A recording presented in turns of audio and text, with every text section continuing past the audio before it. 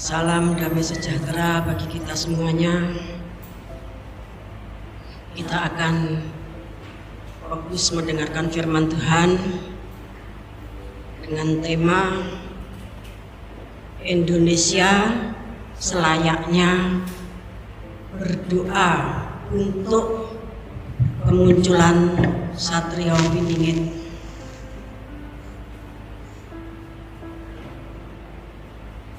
Kemudian tentu kita bertanya, ya, atas dasar apa Indonesia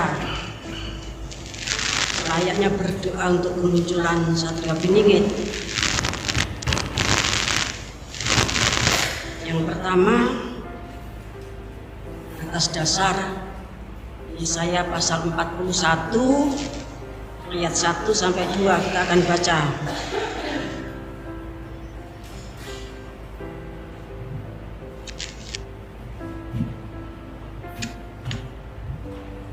Tuhan membangkitkan seorang pembebas. Dengarkanlah aku dengan berdiam diri, hai pulau-pulau. Hendaklah bangsa-bangsa mendapat kekuatan baru. Biarlah mereka datang mendekat, kemudian berbicara. Baiklah kita tampil bersama-sama untuk berperkara. Siapakah yang menggerakkan dia dari timur? Menggerakkan dia yang mendapat kemenangan di setiap langkahnya, yang menaklukkan bangsa-bangsa ke depannya dan menurunkan raja-raja. Pedangnya membuat mereka seperti debu, dan panahnya membuat mereka seperti jerami yang tertiup. Terima kasih. Kalau kita baca dalam bahasa Inggris, who rise up, the latest man from the east, ya. Jadi siapakah yang menggerakkan? Jadi Satrio Piningit itu bisa tim akan merupakan suatu kegerakan dari timur, ya. Ini alasan pertama bahwa Indonesia itu selayaknya berdoa untuk kemunculan Satrio Piningit, karena dia itu dari timur. Dan lebih jelasnya kita akan baca Yesaya pasal 46 ayat 11.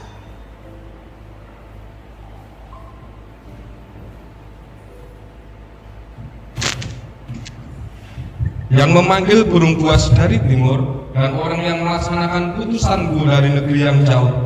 Aku telah mengatakannya, maka aku akan hendak melaksanakannya. Aku telah merencanakannya, maka aku hendak melaksanakannya. Terima kasih. Ya, Tuhan itu memanggil burung buas dari timur. Kalau dalam bahasa yang lainnya, ya, bahasa Jawa burung Garuda. Dan burung itu juga yang ditunjukkan oleh Tuhan kepada hambanya, ya, dari Uganda yang pernah datang ke Indonesia, ya, sebelum pandemi, ya, burung Garuda yang tidak ada di Uganda tapi itu ada di Indonesia, ya, dari timur. Katakan timur jauh karena ada timur tengah, timur dekat, dan timur jauh. Yang dimaksud di sini timur dari negeri yang jauh, berarti timur jauh, ya. Itu menunjuk kepada Indonesia. Sebab itu Indonesia selayaknya berdoa untuk kemunculan Satrio Piningit. Kemudian alasan yang ketiga, Bapak Ibu kasih Tuhan, ya, berdasarkan Jangka Jayabaya, Jongko Joyoboyo atau Jangka Jayabaya, itu Raja Kediri, ya, yang memerintah tahun 1135 sampai 1157, ya. Raja Kediri itu juga meramalkan, kalau bahasanya Alkitab, bernubuat tentang munculnya Satrio Piningit. Kemudian selanjutnya Bapak yang kasih Tuhan, ini raja dari Indonesia juga, dari tanah Jawa, yaitu Wangsit Siliwangi, itu Raja Pajajaran, ya, yang hidup tahun 1411 sampai 1521. Raja Jawa Barat Pajajaran itu juga mendapatkan wangsit, ya, mendapatkan petunjuk Tuhan tentang munculnya Satrio Piningit dari Indonesia. Kemudian ramalan Nostradamus, ya, itu ramal dari Prancis yang hidup tahun 1503 Masehi ya sampai 1566. Dia juga meramalkan banyak hal ya, dan sudah terlaksana, dan dia juga meramalkan munculnya the man from the east ya. Kemudian yang selanjutnya ramalan Pujangga Ronggowarsito ya, itu dari Surakarta atau dari Solo ya, tahun 1802 sampai tahun 1873. Terima kasih Tuhan. Kemudian yang selanjutnya orang-orang Yahudi itu meneliti dan mengamat-amati berdasarkan Septuaginta. Ya, Septuaginta itu terjemahan PL Perjanjian Lama ke dalam bahasa Yunani ya, yang diterjemahkan oleh 70 orang pada abad ketiga sebelum Masehi ya, sehingga disebut juga LXX 70 ya. Itu orang-orang Yahudi itu juga meneliti the man from the east ya.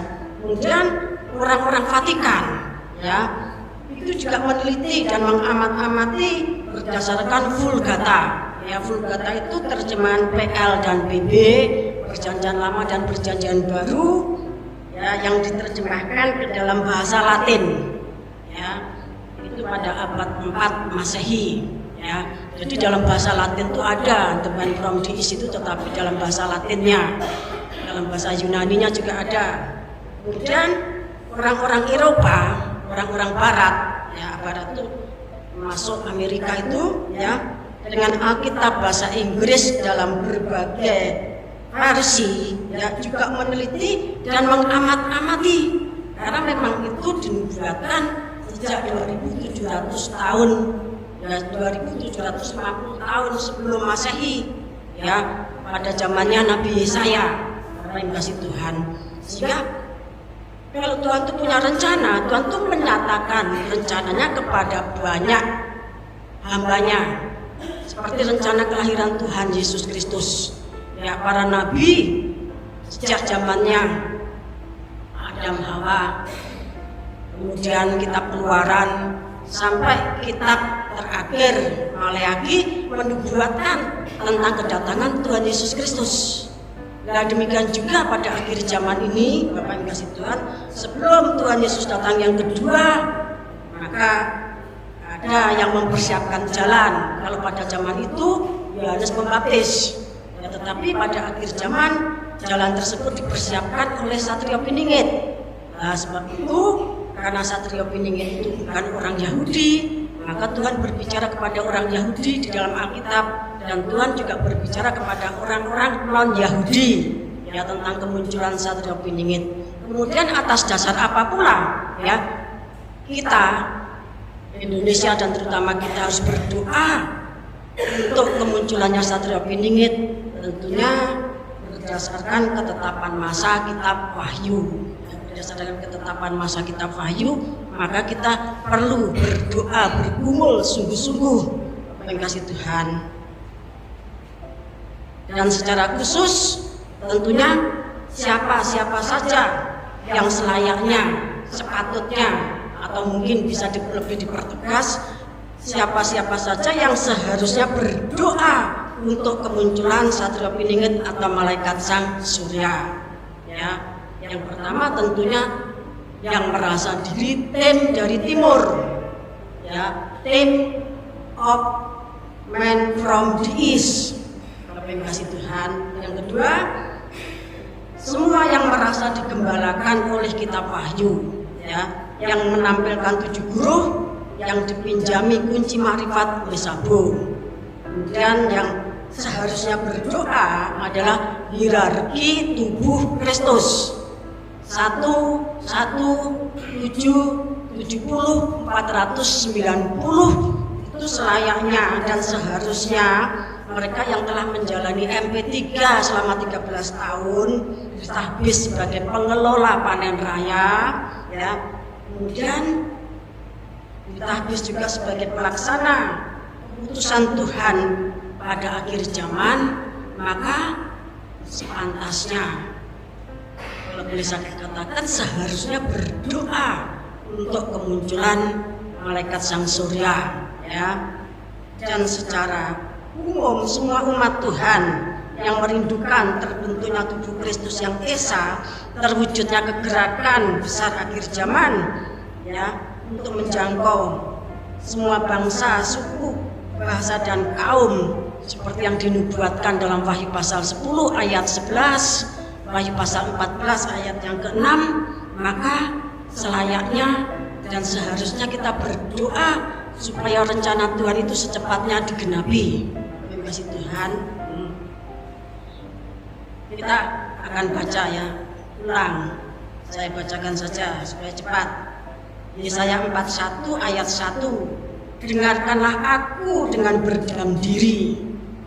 Ini kata Tuhan, dengarkanlah aku huruf besar, ya. Dengarkanlah Tuhan. Ini kata Tuhan dengan berdiam diri. Hai pulau-pulau, biarlah bangsa-bangsa mendapatkan kekuatan baru, biarlah mereka datang mendekat. Jadi Tuhan itu juga menghendaki mereka itu datang semakin mendekat. Terima kasih Tuhan, ya. Kemudian berbicara, ya. Kemudian berperkara. Ada pelayanan penyucian dan pendamaian. Dikatakan kalau dalam Alkitab ILT, ya, jadilah tenang di hadapanku, hai orang-orang pesisir. Jadilah tenang di hadapanku, di hadapan Tuhan. Kalau terjemahan lama, berdiam diri kamu di hadapanku, hai segala pulau. Terima kasih Tuhan. Kemudian kalau terjemahan Jawa, hei pulau-pulau padha menengo ing ngarsaning sun. Jadi Tuhan menghendaki semua umat dari pulau-pulau, dari bangsa-bangsa itu menghadap kehadirat Tuhan, kemudian berdiam diri, menjadi tenang. Ya, ini bahasa apa? Ya, maksudnya apa? Kita baca 1 Petrus pasal 4 ayat yang ke-7.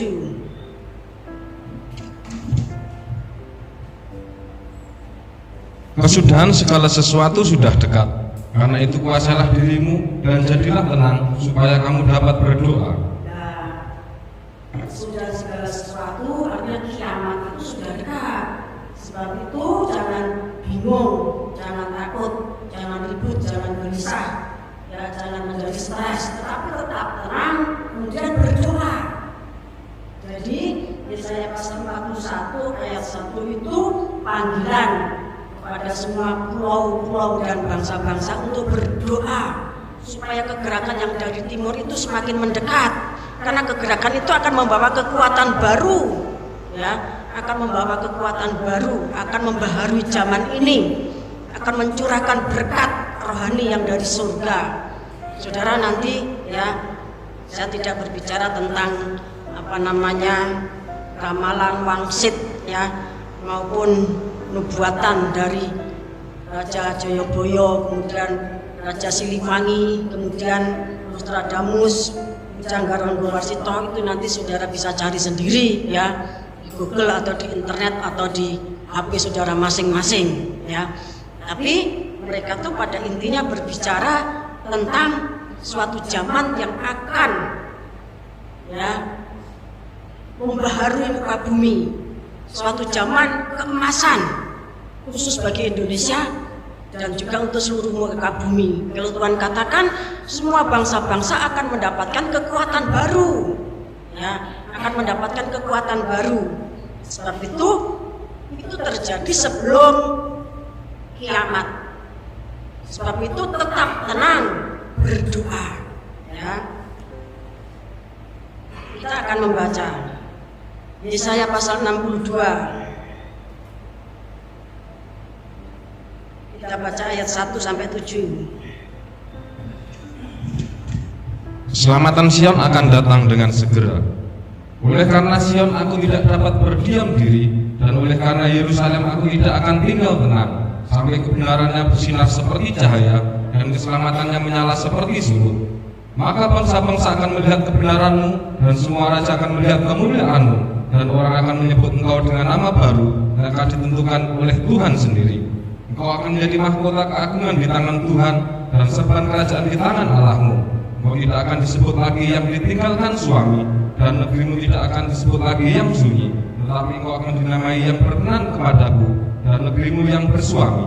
Sebab Tuhan telah berkenan kepadamu, dan negerimu akan bersuami. Sebab seperti seorang muda belia menjadi suami seorang anak darah, demikianlah dia yang membangun engkau akan menjadi suamimu. Dan seperti girang hatinya seorang mempelai melihat pengantin perempuan, demikianlah Allahmu akan girang hati atasmu. Di atas tembok-tembokmu, hai Yerusalem, telah kutempatkan pengintai-pengintai sepanjang hari dan sepanjang malam. Mereka tidak akan pernah berdiam diri. Hai kamu yang harus mengingatkan Tuhan kepada Sion, janganlah kamu tinggal tenang, dan janganlah biarkan dia tinggal tenang, sampai ia menegakkan Yerusalem, dan sampai ia membuatnya menjadi kemasyhuran di bumi. Langsung ayat 11. Sebab inilah yang telah diperdengarkan Tuhan sampai ke ujung bumi. Katakanlah kepada putri Sion, sesungguhnya keselamatanmu datang, sesungguhnya mereka yang menjadi upah jerih payahnya ada bersama-sama dia, dan mereka yang diperolehnya berjalan di hadapannya. Ayat 11 ini berbicara tentang kedatangan Tuhan bersama orang-orang kudusnya. Seperti yang tertulis dalam surat Al-Judas, seperti yang tertulis dalam kitab Wahyu pasal 19 ayat 11 dan seterusnya. Apa yang kasih Tuhan? Berarti Yesaya pasal 62 ini ya, bahwa keselamatan Sion itu akan segera datang. Sion ya. Kita tidak lagi berbicara tentang Sion di dalam PL ya. Kita yang hidup akhir zaman, kita berbicara tentang Sion di dalam kitab Wahyu pasal 14 ayat 1 sampai 5. Itulah pengantin perempuan mempelai anak domba ya. Oleh karena pembangunan tubuh Kristus dikatakan ya, Nabi Yesaya itu tidak bisa tinggal tenang, tidak bisa berdiam diri. Dia harus terus-menerus menyampaikan nubuat dari Tuhan, ya. Sampai nanti bangsa-bangsa itu melihat kemuliaan Sion. Bahkan di sini dikatakan ayat 1 sampai 5 itu bicara tentang bagaimana perhubungan Tuhan dan mempelai wanitanya itu nanti akan secepatnya dipulihkan. Ya, dan Tuhan itu akan gembira sebagai mempelai pria surga melihat pengantin perempuan mempelai anak domba. Nah, namun demikian untuk terjadinya disegerakannya pernikahan tersebut, ayat 6 dikatakan, di atas tembok-tembokmu, hai Yerusalem, telah kutempatkan pengintai-pengintai. Ya, sepanjang hari dan sepanjang malam mereka tidak akan pernah berdiam diri. Hai kamu yang harus mengingatkan Tuhan kepada Sion, jangan kamu tinggal tenang. Pengintai-pengintai itu para penjaga kota ya, yang ada di atas bentengnya Yerusalem. Itu para penjaga, para peruda. Kalau sekarang itu orang yang piket, yang setiap 1 jam harus memukul pentongan kalau di Jawa ya, harus membunyikan lonceng mengingatkan orang untuk sekalipun tidur jangan ngeplok, tetap berjaga. Nah, ini berbicara tentang para pendoa syafaat yang giat berdoa, memohon, mengingatkan Tuhan. Terus Tuhan itu diingatkan ya, supaya secepatnya Sion itu dibangun dan secepatnya semua rencana Tuhan itu digenapkan. Bapak yang kasih Tuhan, apa Tuhan itu pelupa? Itu tidak, dia itu maha ingat. Namun demikian, Bapak yang kasih Tuhan, mengingatkan Tuhan itu artinya menyegerakan. Seperti yang ditulis dalam 2 Petrus pasal 3 itu. Kita yang menantikan dan menyegerakan kedatangan Tuhan. Dengan mengingatkan itu berarti kita menyegerakan ya kedatangan Tuhan.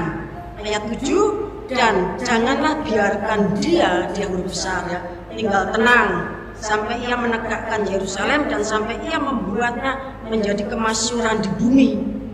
Ya, kita yang berdoa syafaat itu menyegerakan, mempercepat semua rencana Tuhan digenapi. Bapak yang kasih Tuhan, Wahyu pasal 10 cepatnya digenapi, kemudian kegerakan besar, pemeterian Israel, kemudian perang nuklir, kemudian perang Harmagedon, kita beralih ya ke zaman baru, ya ke zaman baru.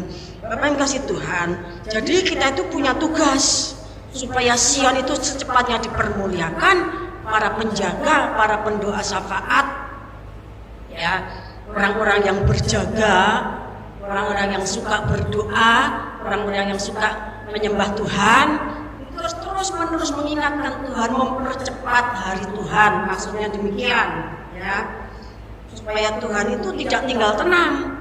Kalau kita harus tenang, dalam artian apa? Tenang, kemudian datang menyembah. Kalau Tuhan itu dibikin tidak tenang, artinya Tuhan itu supaya terus bekerja, segiat-giatnya mewujudkan semua rencananya. Seperti yang dikatakan tadi di dalam Yesaya 46 ayat 1, apa yang direncanakan Tuhan itu akan dilaksanakan, apa yang sudah ditetapkan itu akan dilangsungkan. Nah, maksudnya kita tuh supaya rencana Tuhan itu secepatnya dilaksanakan, apa yang Tuhan sudah tetapkan itu secepatnya dilangsungkan.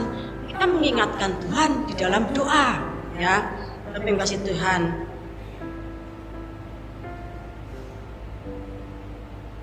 Kita akan membaca Daniel pasal 9.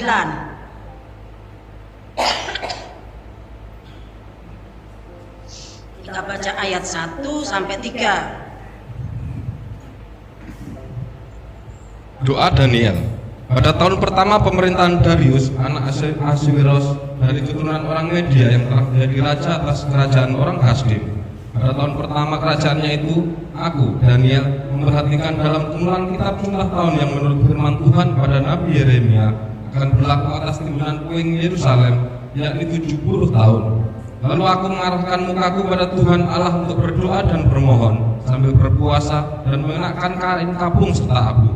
Ya, jadi Bapak kasih Tuhan, ketika Daniel itu, ya, dia memperhatikan, artinya hari-harinya itu dipakai membaca kitab Nabi Yeremia.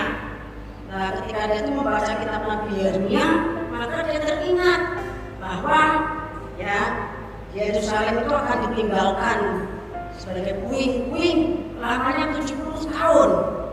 Nah, ketika Yeremia membaca, maksudnya ketika Daniel membaca kitab Nabi Yeremia tentang 70 tahun tersebut, dia menghitung, tentu waktunya sudah sangat dekat, ya. Kemudian oleh sebab itu dia mengarahkan mukanya kepada Tuhan untuk berdoa, ya, sambil bermohon, sambil berpuasa, sambil mengenakan kain kapung serta abu.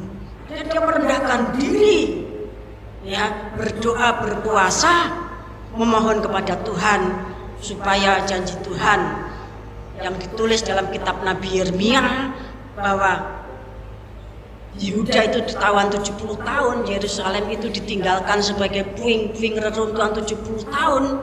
Maka ketika hampir genap masanya, Yeremia, maksud saya Daniel berdoa, Bapak yang kasih Tuhan.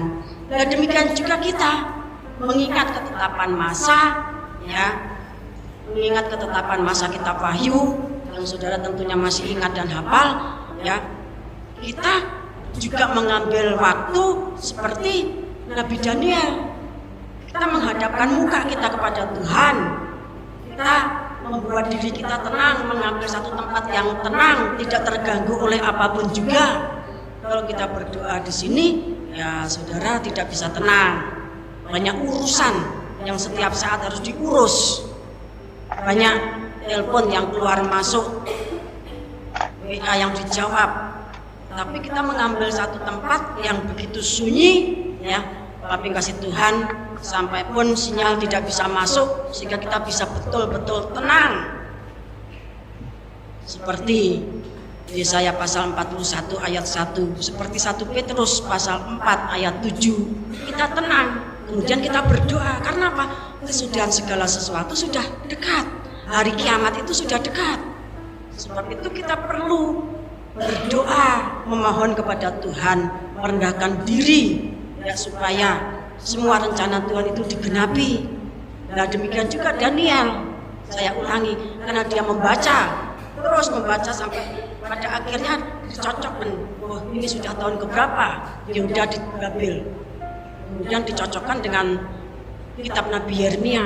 Kemudian dia secara khusus punya tanggung jawab berdoa untuk terjadinya pemulihan. Tuhan memperhatikan Yerusalem. Terima kasih Tuhan, ya. Kemudian kita akan baca dari Daniel pasal 9 ayat 16 sampai 19. Kalau saudara pengen tahu persis jalan ceritanya, saudara bisa baca nanti di rumah. Daniel 9 ayat 1 dan seterusnya. Kemudian kita baca ayat 16 sampai 19.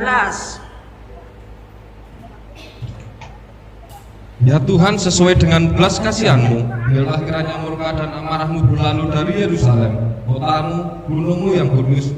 Sebab oleh karena dosa kami dan oleh karena kesalahan nenek moyang kami, maka Yerusalem dan umat-Mu telah menjadi celah bagi semua orang yang di sekeliling kami.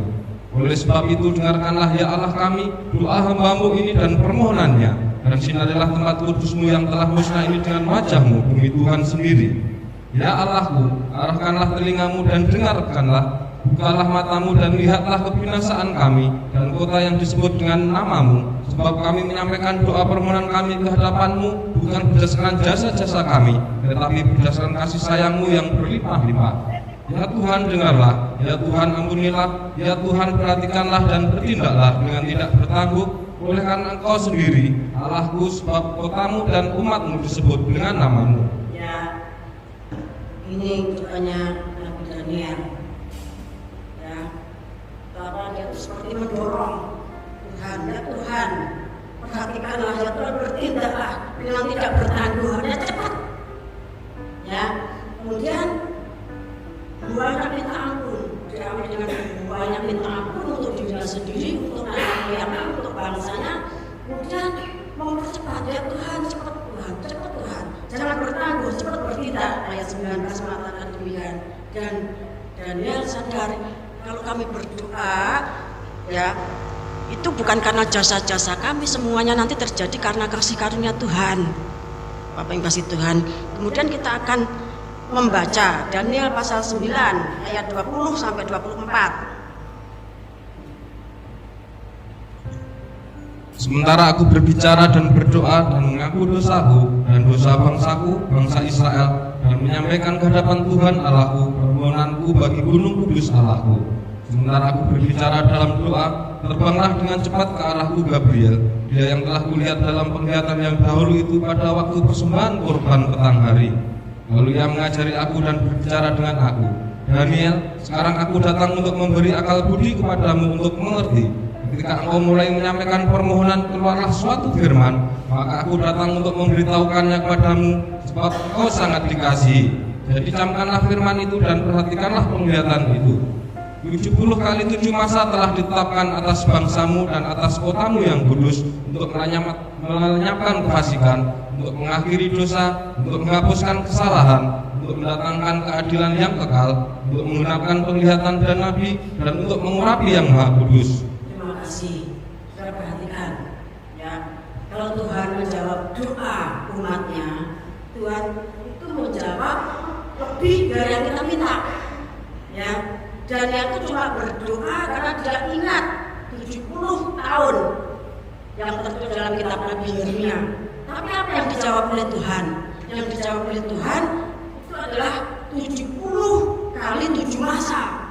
Jadi baik nanti masa pemulihan Yerusalem sampai akhir zaman. Sudah ingat pelajaran 70 kali 7 masa, ya. Itu bukan cuma menyangkut pembangunan Yerusalem oleh Zerubabel, ya, Imam besar Yosua, Hagai, Zakaria, ya, dan yang lain-lainnya. Bukan, tetapi 70 kali 7 masa itu sampai menyangkut sampai yang diurapi. Terima kasih Tuhan, sampai akhir zaman, ya. Jadi Bapak yang kasih Tuhan, kalau kita berdoa, Tuhan itu menghendaki kita itu memahami, bukan cuma memikirkan kesusahan sesaat, kebutuhan sesaat, tapi Tuhan tuh pengen kita tuh mengerti rencananya sampai akhir zaman. Dan pada akhir zaman itu kita adalah orang yang diselamatkan. Karena akhir zaman itu akan datang suatu masa yang sangat berat. Nah, sebab itu Daniel diberi mengerti tentang 70 kali 7 masa. Padahal dia kan cuma berdoa untuk 70 tahun. Seperti yang tertulis di dalam kitab Nabi Yeremia. Tapi Tuhan menjawab itu lebih. Jadi Tuhan itu selalu menjawab doa kita itu lebih dari yang kita minta. Kita minta yang jasmani, Tuhan memberikan yang jasmani sampai yang rohani, sampai kepada keselamatan kekal, ya. Kita akan membaca, ya. Saya tidak berbicara tentang 70 kali 7 masa, nanti sudah buka catatannya, diperhatikan, ya. kita akan membaca Daniel pasal 10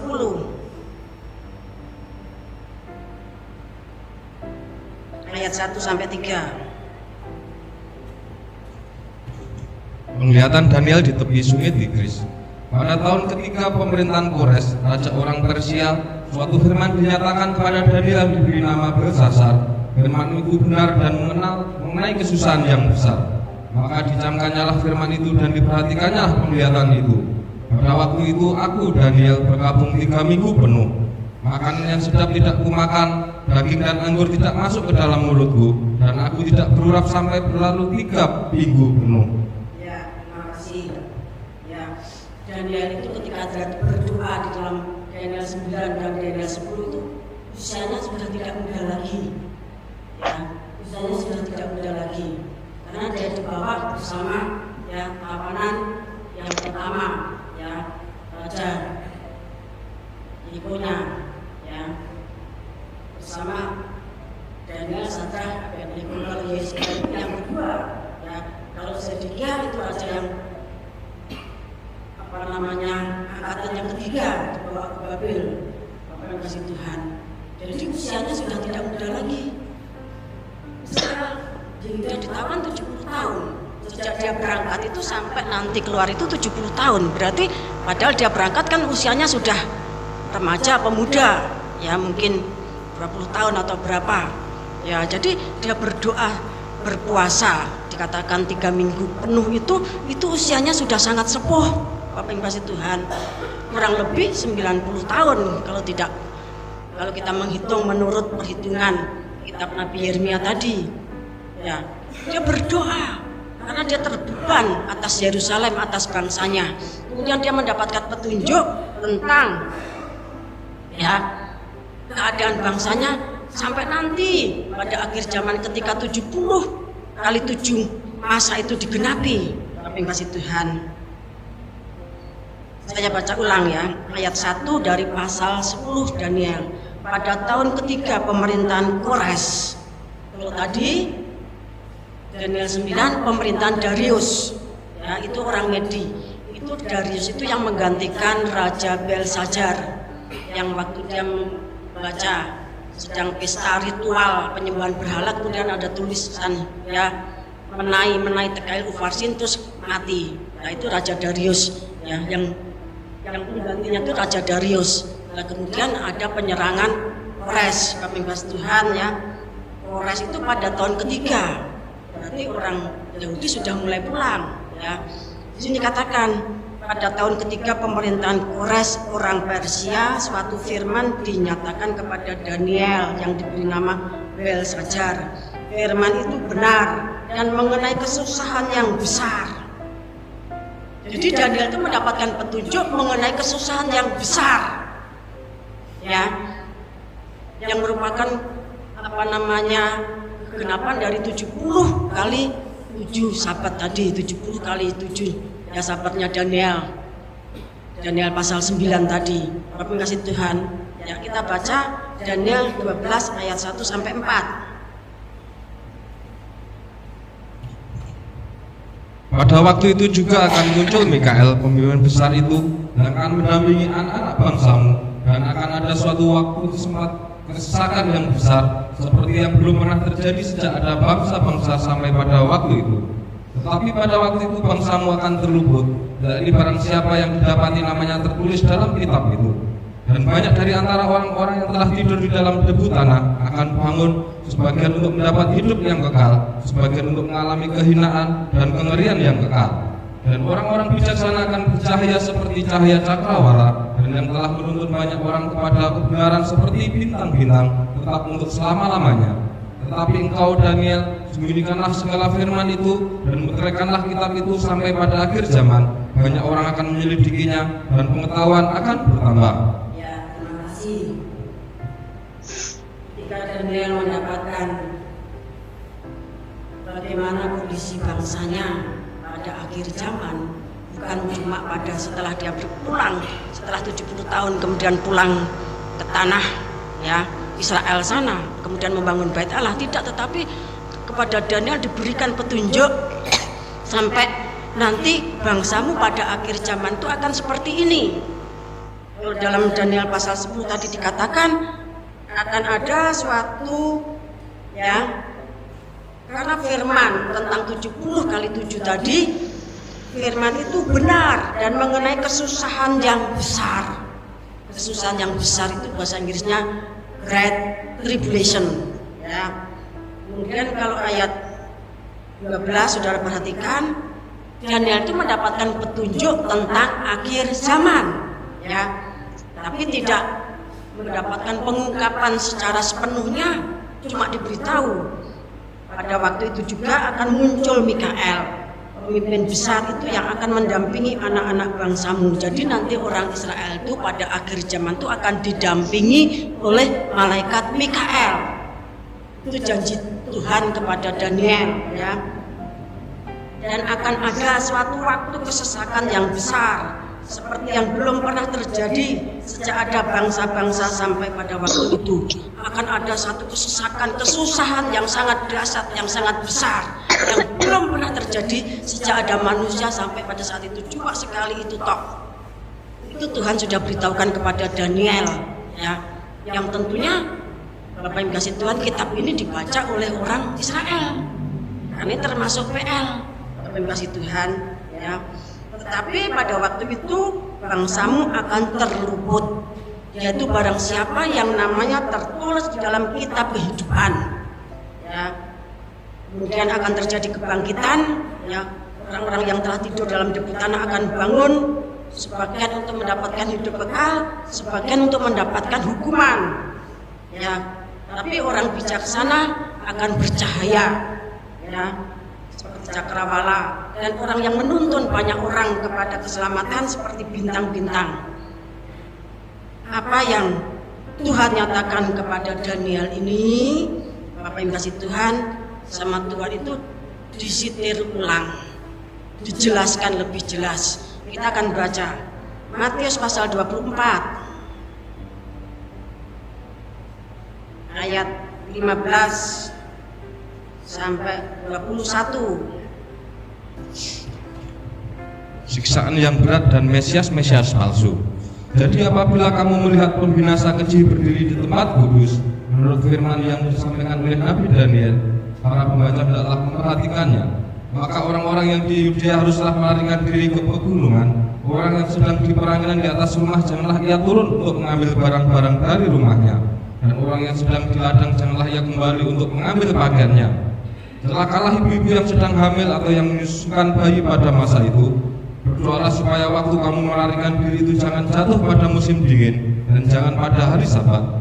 Sebab pada masa itu akan terjadi siksaan yang dahsyat seperti yang belum pernah terjadi sejak awal dunia sampai sekarang, dan yang tidak akan terjadi lagi. Nah, ayat ini itu sama dengan Daniel 10 ayat 1, Daniel 12 ayat 1. Tadi dikatakan ya, seperti ya menurut firman yang disampaikan oleh Nabi Daniel, hendaknya pembaca hendaklah memperhatikan. Saya dan saudara semuanya memperhatikan ya. Nanti akan datang suatu masa yang sangat berat, suatu siksaan yang dahsyat seperti yang belum pernah terjadi sejak awal dunia sampai sekarang, dan tidak akan terjadi lagi secara kecil, yaitu terjadi ketika tahun 70 Masehi ya, Yerusalem dan Bait Allah itu dihancurkan. Kemudian orang-orang Yahudi dibunuh, jumlahnya sangat banyak sekali, tetapi waktu itu murid-murid Tuhan sudah lari ke pegunungan ya, seperti yang dinasihatkan Tuhan. Jangan masuk ke kota, pergi ya. Sehingga Rasul Yohanes pun masih sempat ya menerima pewahyuan di tahun 90-an. Karena tahun 70 ketika Yerusalem dihancurkan ya, dia melarikan diri seperti nasihat Tuhan, mendengarkan nasihat Tuhan. Murid-murid Tuhan yang selamat, yang mendengarkan selamat. Kemudian tahun 132 sampai 135 ya kembali ya, Yerusalem dan Bait Allah itu semakin dihancurkan penghancurannya tahun 70, tetapi kemudian terjadi diaspora besar-besaran, setiap orang Israel, orang Yahudi yang masuk daerah tersebut dibunuh oleh kasih Tuhan. Itu pada abad pertama Masehi. Tapi firman itu semakin digenapi sempurna pada akhir zaman, ya. Nanti akan terjadi siksaan yang dahsyat yang belum pernah terjadi sejak awal dunia sampai sekarang dan tidak akan terjadi lagi. Itu disebut sebagai Great Tribulation, adalah saat Wahyu pasal 12 digenapi, ya, di mana seluruh keturunan ular, di mana seluruh keturunan naga yang dimulai dari Kejadian 3 ayat 15, ya, penggenapan Kejadian 3 ayat 15, puncaknya nanti pada akhir zaman yang saya katakan, ya, semua keturunan ular atau yang pada akhir zaman sudah menjadi naga yang merah padam tadi, mereka yang ada di langit, keturunan yang ada di langit, penguasa angkasa, yang ada di bumi, yang ada di laut, yang ada di bawah bumi, semuanya tumplek menyerang perempuan yang mengandung, kemudian tidak menerkam, ya, anak yang dilahirkan, tapi semuanya diselamatkan, dan yang terakhir mengejar benih yang tertinggal. Wahyu 12 ayat 17. Benih yang tertinggal, yang masih dalam kondisi ya belum lahir, yang masih dalam kondisi menyusui, artinya masih bayi rohani, ya, yang tidak tahan proses, yang tidak tahan bantingan, yang belum menjalani proses salib, akhirnya dikejar oleh masa antikris. Itu antikris itu bukan cuma sekedar manusia. Semua orang yang membenci Tuhan Yesus Kristus itu antikris. Siapa antikris? Ya, ular, ya, ular, semua setan-setan, semua iblis, semua monster, ya, semua alien yang merupakan anak keturunan dari ular, dari Kejadian 3 ayat 15, itu antikris. Antikris yang sangat banyak sekali. Ada yang masuk ke dalam raganya manusia, yang tetap berwujud raksasa, setan, iblis, alien, monster, semuanya nanti tumplek-plek di dalam Wahyu pasal 12. Itulah Great Tribulation yang belum pernah terjadi sejak ada manusia di bumi dan tidak akan terjadi lagi. Nah, Bapak yang kasih Tuhan, tetapi dikatakan orang-orang yang takut akan Tuhan, dan secara khusus orang-orang Israel, orang-orang Yahudi akan didampingi oleh malaikat Mikael untuk diselamatkan. Sementara kita dari Goyim, kalau kita adalah pengantin perempuan mempelai anak domba, kita adalah ibu Kristus, maka tentunya kita juga diselamatkan oleh Tuhan, ya. Setelah melahirkan maka lari dan terbang ke padang gurun, tempat yang sudah disiapkan. Sementara Kristen-Kristen yang baru lahir, yang masih menyusui, yang masih kanak-kanak, ini nanti akan menjadi mangsa, ya, dari antikris, tetapi mereka itu diselamatkan. Mereka keluar dari kesusahan besar, ya, dengan memakai baju putih dan membawa daun palem. Mereka digembalakan oleh anak domba menuju ke air kehidupan. Wahyu pasal 7 ayat 9 dan seterusnya. Bapak Ibu Tuhan, jadi kita perlu berdoa karena kegenapan segala sesuatu sudah sangat dekat, hari kiamat sudah sangat dekat. Kita perlu menenangkan diri, mengambil tempat yang tenang, setenang-tenangnya, yang tidak diganggu oleh apapun. Berdoa, memohon, seperti Daniel yang tahu waktu, kemudian dia berdoa, ya, dan Tuhan akan menjawab lebih dari yang kita mintakan. Daniel cuma minta untuk Israel yang barusan pulang itu ditolong Tuhan, tapi Tuhan memberitahu sampai nanti akhir zaman, sampai nanti mereka itu ditolong oleh Mikael.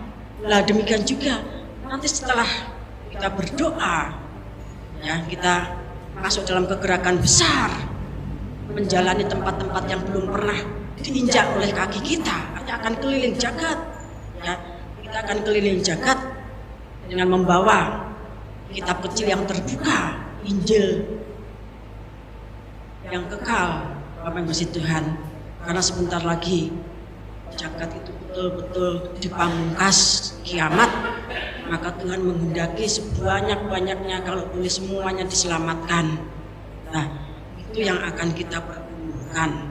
Maka Bapak Ibu Tuhan, ya, sebelum semuanya itu terjadi, Tuhan akan mendatangkan seorang pembebas, the man from the east, dan kita adalah tim dari man from the east tersebut. Sebab itu kita akan berdoa dengan bersungguh-sungguh. Ya, kita akan berdoa dengan bersungguh-sungguh. Kiranya Tuhan berkenan atas semua rancangan dan kerinduan hati kita. Semoga Tuhan memberkati.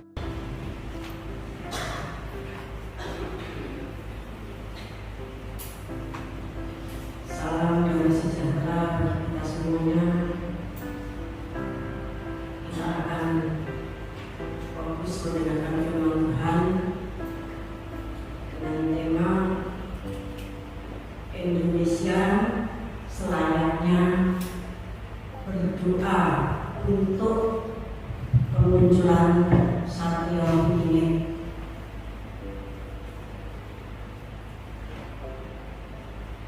Kemudian